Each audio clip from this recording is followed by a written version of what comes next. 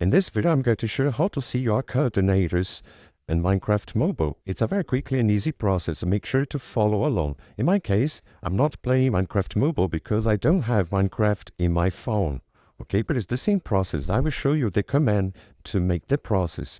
What I need to do is just create a world, okay, with cheats on. This is a very important part. You need to have cheats on or creative.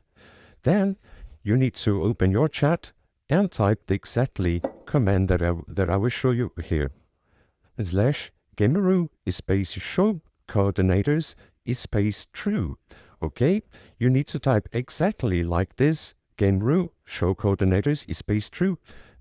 Press enter on your phone, and it will see right here the coordinators in your Minecraft Mobile. Okay, that is the best way to do this process, and I recommend you to make this to find more easily your friends. I hope I help you how to see coordinators in Minecraft Mobile. So if this video helped you in any way, hit the like button and subscribe to our channel to receive useful tips.